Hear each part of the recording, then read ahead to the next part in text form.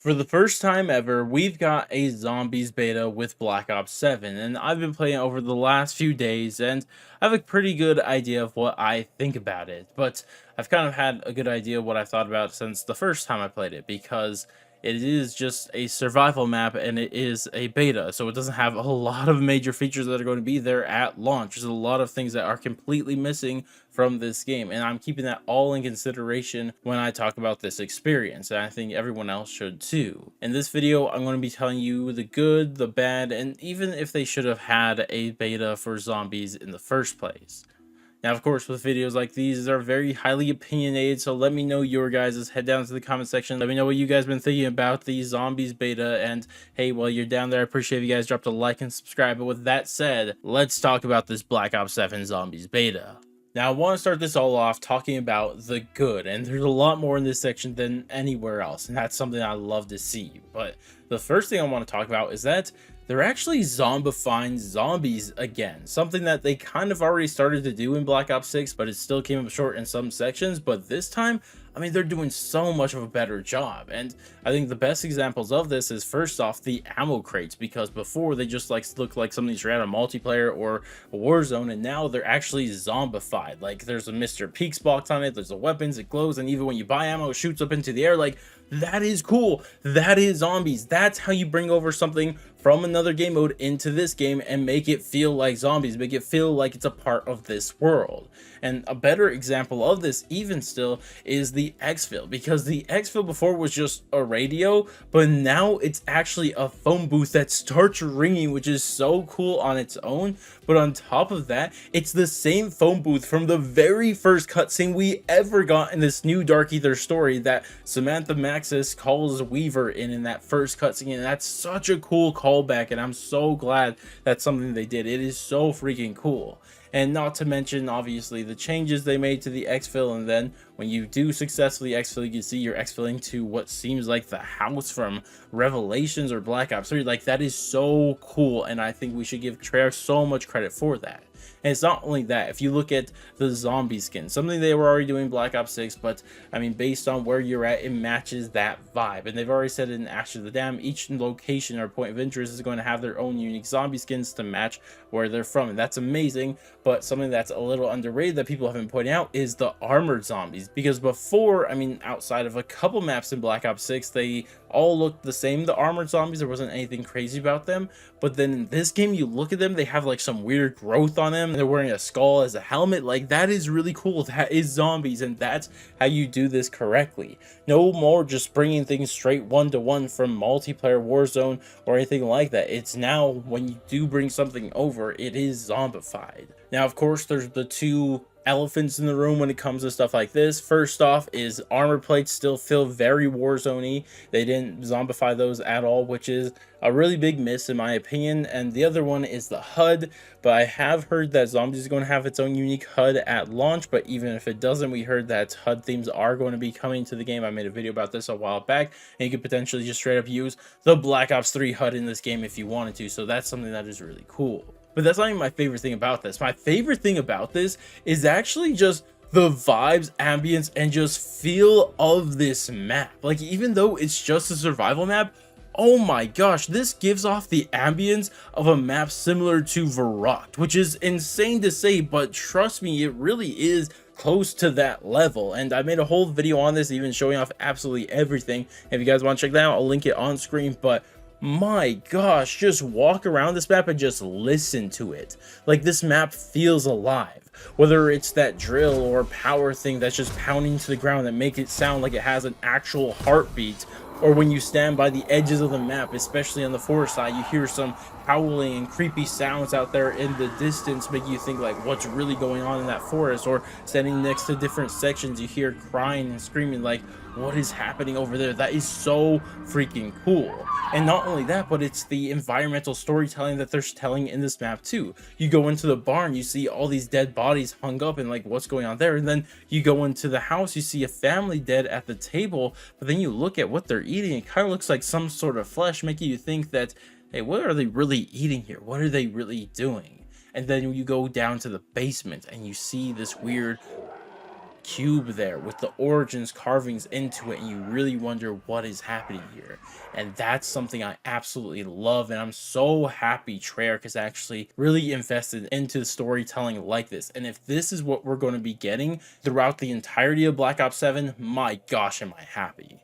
But another thing that kind of ties into this is the music. Now, the music is pretty limited in what we can experience in this, but we have heard the round change music and the game over music, and those two are pretty good. And again, we'll have to wait and see, but I mean, it's already sounding pretty cool, especially some round change music actually sounds like 115 is mixed into it. I don't know why that's the case, but it's really cool nonetheless. Now, of course, you may say all of that's great and everything, but at the end of the day, none of that had anything to do with gameplay. And I'd argue that is just as important as the gameplay, but let's also talk about the gameplay, because first things first, high rounds are actually fun now. And don't get me wrong, I liked high rounds in Black Ops 6, but a humongous problem with them is that it was virtually impossible to train on high rounds in that game. And they finally addressed that in this game, and now you can actually train into super high rounds. And they really did this by a couple things. First off, a humongous nerf to super sprinters. They don't actually start spawning until like round 50 some now, which is great. And even when they do start spawning, they're very limited, and they don't really get kind of out of hand until after round 100. So around 100 training is actually great now, which I do like.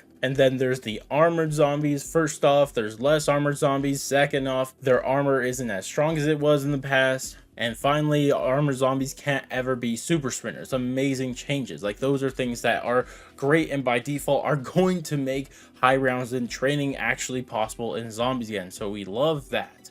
But another thing I like about high rounds of this is something that I normally don't really like in zombies, but this is actually the trap on the map, which, first things first, going back to the vibes of it, is so cool. It's like this chainsaw trap that just spins in circles, but it also attracts zombies to it by playing this kind of music that is kind of a remix of a child's cries, which weirdly goes hard, which I don't know how I feel about saying out loud, but it's super creepy, and I think I really like that with this. So I mean, I really like that trap. I think it is a great way to use it to get to high rounds too. And it's not something that's just absolutely broken either. It's still something you have to like train and wait till it cools off it sometimes too. So overall, really good stuff there. High rounds of the game are great. Another thing I love about this is the Zersa zombie boss, bear boss. Like, it's super cool, humongous. Like, this thing is actually humongous. It might be the biggest, I'm pretty sure it's actually the biggest boss that we've ever had in zombies that isn't actually an Easter egg boss. So that's something I think is really cool. And also, I think he's perfectly menacing enough. I mean, he can get a bit beefy as the rounds go on, but I feel like that's just always happens anyway, so I'm not too surprised with that. So overall, really like it. It's cool vibes, very spooky, and love that. And there's a couple of things on the side that are kind of cool. I do like the addition of having a free perk power up randomly dropped by zombies. I finally got that in my most recent game, so that's cool. Another thing I really like is that max ammos now refill your equipment, which is a great, I mean, it was how it was in the past, so I'm glad to see that return. I can imagine that's going to be great, especially for Easter eggs when you're in the boss fight, so I'm excited for that. But the final thing I want to talk about is kind of an underrated thing, and something that I'm glad Treyarch changed their mind on, but is actually the trash can side Easter egg, where you could actually put your gun in there and exchange it for rewards. That's mainly salvage, but if you put a high enough gun, and if you're lucky enough, he actually give you the ray gun, which I think is a really cool thing, because they said they weren't going to do any Easter eggs on these survival maps, and I'm glad they changed their mind even for a beta. This is really cool. And that's all the stuff that I really like about this, and I think that is a good amount of things, and overall have had a great experience. But at the same time, there are some things that I think do need to be addressed. I want to talk about those here too. So now let's transfer over to kind of the bad things. Now, the first thing in the bad section I want to talk about is actually the power-ups, because for some weird reason, they're just super rare in this game, because normally you'd be guaranteed to get every possible power-up by round 7, and would be each of every one you would have by round 7, and now by round 7, you're lucky to get 2 power-ups, and then in the later rounds, it's even worse. Like, they're just super rare, and I just don't know why. Like, I'm convinced that has to be a mistake, a glitch, or something, because there's no way that's supposed to be on purpose. Another annoying thing is that the Doppelgas is back. Now, it's not as annoying as the past, because even though it is a reused enemy, and we didn't expect that for this game, but at least it's only 1 per round in the higher rounds and not a million of them. So, I mean, I just feel like this could have been avoided by just not putting a special enemy, because I thought Treyarch learned their lesson from Shattered Veil that they're not a necessity to have on those maps, because a lot of people praise them for Shattered Veil not having any naturally spawning special enemies. But I mean, they're here again, so that's whatever. Another thing that is super underrated as a problem but needs to be addressed and has been needed to be addressed ever since the entirety of modern zombies has existed, but bullet penetration is still garbage in this game, and it makes guns that should be great not as great. And the best example of this is actually the Ray Gun Mark II, because a lot of people, myself included, when you use it in this game, you may think that the Ray Gun Mark II isn't as strong as it was in the past, but if you look at it, it actually has some really good damage still. But the problem is that there's no bullet penetration. Like, you only penetrate up to like 4 or 5 zombies max in this game, and that's a problem because in the past the Ray Gun Mark II would burst through your entire train and everything that got hit by it would be damaged or killed. But now with very limited bullet penetration, that's just not the case, and this is a really big problem in high rounds, because then you're just going to be constantly running out of ammo with this Ray Gun Mark II, and that's something that I definitely noticed using it, and that's a big problem in my opinion, and definitely should be addressed and should have been addressed a long time ago. But then we have the actual big problems. These are the biggest ones with this beta. And the first one, not as big as the other one, but still a problem on its own, is that you just don't get enough salvage in this game. Like, not at all. And I understand what they're doing. They're trying to convince people to use the mystery box more instead of upgrade their default gun. But this is still a big problem because I'm on round 25, not spending any salvage at all, and I only have 7,000 salvage. And that's a problem because if I did want to use my loadout gun and upgrade it all the way to gold, that's not enough salvage to do that. I still need 2,000 more salvage, and you get to 9,500 salvage to fully get it to gold. And if I'm not going to be able to get enough salvage to do that to like almost round 30, what's even the point? The gun's already going to start to fall off at that point, so why am I even doing this? And that's a problem because when the launch comes around, like, how are people going to be able to do their camo grinds if they're going to have a situation like that? Like, that's kind of a problem. And again, it's a very noble goal they're doing this for, trying to convince people to use the box more, and if that's what they want, that's cool. But I mean, you are kind of hurting the camo grind a lot with this change, and that's what I'm more worried about, honestly. But this does kind of bring me into my other issue here, and this is the fact that we just seemingly just don't have enough points to do anything. And I think the best example of this is that when I was on like round 25, I didn't have enough points to even triple pack punch my gun yet, which is crazy because yes, I was still getting my armor. Yes, I still had most of the perks, but at that point, I should have had enough points to do all of that because in Black Ops 6, I would have all my perks, triple pack gun, and level 3 armor by about round 25, if not 25, 26, or 27, right? And at this point, I just wasn't at that point, and I just didn't have enough money. And I think a couple things play a role into that, and that's that I was mainly using the ray gun in that game, and that's fine. But the other problem is that there's just so many things you need to spend money on.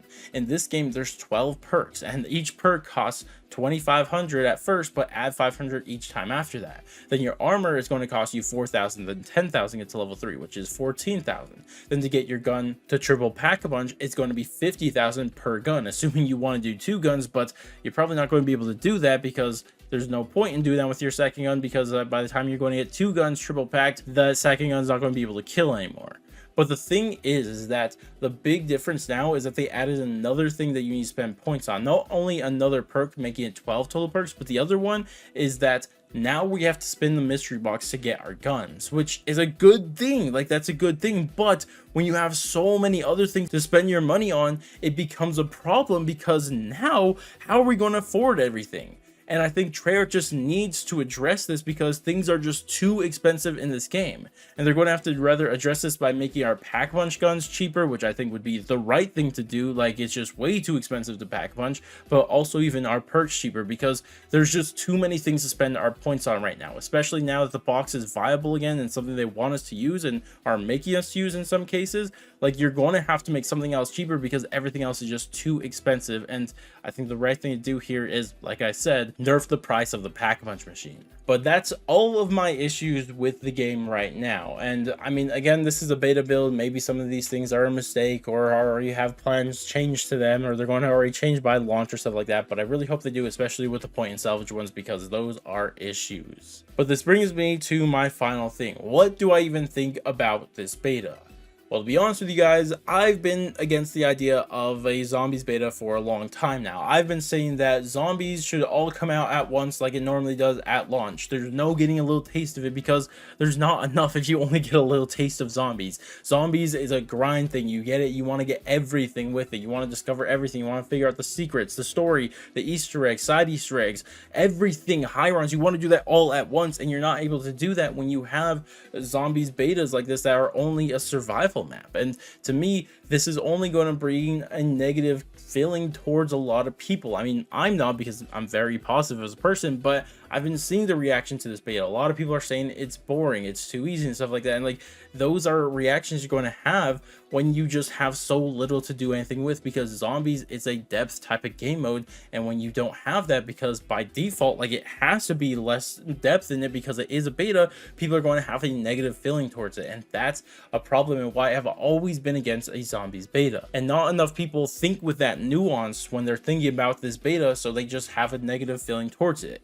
Now, I feel like I do have that nuance when I'm thinking about this, so my feelings towards this beta are very different from a lot of other people. And I could easily tell you I had a fun time playing when I did, but I've only going to play it like a couple times because it's just a survival map, and I've never been a big fan of survival maps to begin with. So that's just how it is. And to me, the best things about this beta is that it gives me excitement and hope for the game that actually comes out about a lot of the things I've talked about with this. But also, at least maybe it'll give Treyarch a chance to address some of these issues before launch, because a couple of those things are a bit whack. But regardless though, those are my thoughts, and like I said at the start of the video, I'd appreciate if you guys shared your guys' thoughts too down in the comment section below.